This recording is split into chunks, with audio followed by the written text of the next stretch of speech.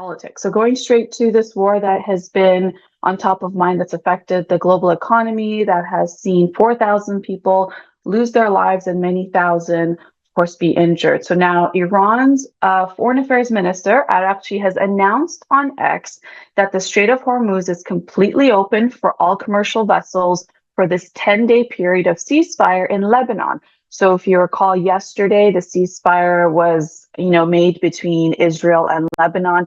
Essentially, we've seen the Israeli soldiers, IDF soldiers, go into southern Lebanon as a response to Hezbollah. And this was, since we've seen that since early March, and we heard about the ceasefire. Now it's for 10 days. And essentially, the Foreign Affairs Minister of Iran, Araqchi, he essentially directly linked the two developments together, saying that, other Iranian officials also welcomed the agreement, saying that the ceasefire between United States, Israel, and Iran also included Lebanon. If you recall, that was disputed, after the ceasefire between those countries on April 7th. So now we have this new one in place.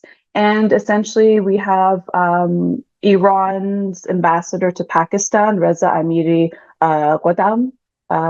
He essentially said that the truce between Lebanon is part of the reopening of Strait of Hormuz as part of that agreement, saying that it's paving the ground for a broad agreement. Now, Ghodam also added that diplomacy through Pakistan's initiative, we've seen, the first round of talks take place in Islamabad, which has been critical, essentially saying that this has been part of what would be a permanent peace and collective security, sustainable development, and progress and prosperity for all in the region and beyond. This is part of the end of the war agreement that needs to take place. We know the first round of talks took place a week ago with Vice President J.D. Vance at the helm of things.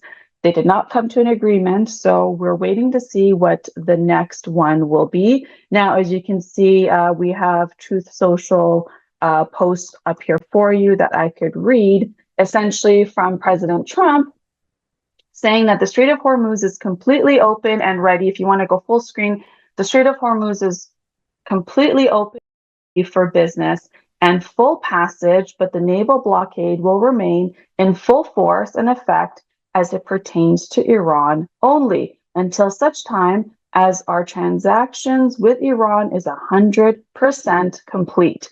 This process should go very quickly in that most of the points are already negotiated. Thank you for your attention to this matter, President Donald J. Trump. And then to that, his next tweet, which we're going to go over, essentially, we're seeing foreign policy take place on Truth Social. The U.S., here we go. The USA will get all nuclear dust created by our great B-2 bombers. No money will exchange hands in any way, shape, or form. This deal is in no way subject to Lebanon either, but the USA will separately work with Lebanon and deal with Hezbollah situation in an appropriate manner. Israel will not be bombing Lebanon anymore. They're prohibited from doing so by the USA. Enough is enough. Thank you, President DJT. And then this is, Donald Trump saying essentially, Iran is saying it was part of the ceasefire agreement. President Trump saying, no, Lebanon is separate, even though he has, given assurance that the bombing will stop. Now, to his next tweet, which we want to cover, which is the latest that's taking place, he also said that the Strait of Hormuz, saying, now that the Strait of Hormuz situation is over, I received a call from NATO asking if we would need some help. I told them to stay away unless they just want to load up their ships with oil. They were useless when needed. A paper tiger, President DJT.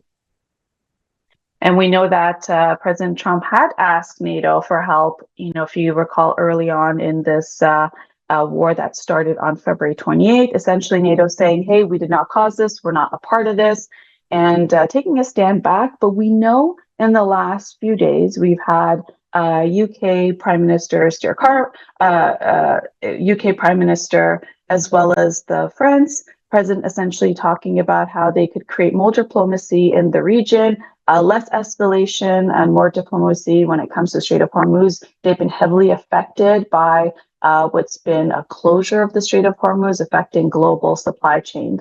And I think we have one more President Trump tweet that we want to make sure that we also. Here it is. Again, this deal is not tied in any way to Lebanon, but we will make Lebanon great again. So those are from President Trump in terms of talking about this new ceasefire that's taking place.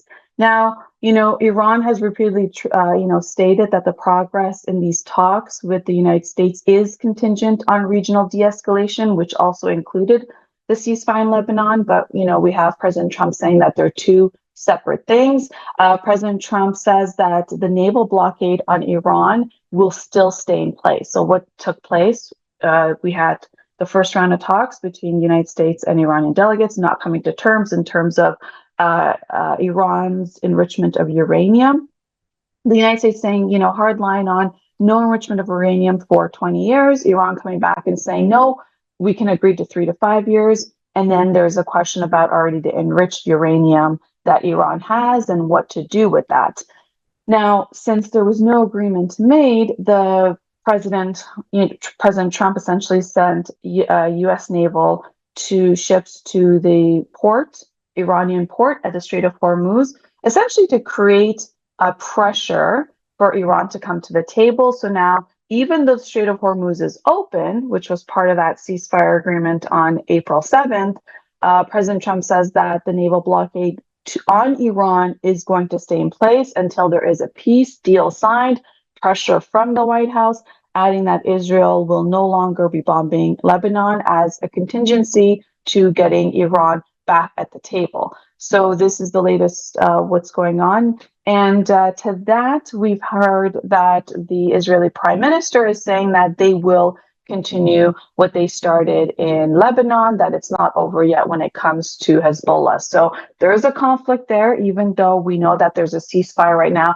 with everyone included. So that is United States and Israel with Iran, and Iran with them in terms of bombs being exchanged, Iran attacking the GCC countries. That's all on ceasefire. And also now with Israel in southern Lebanon.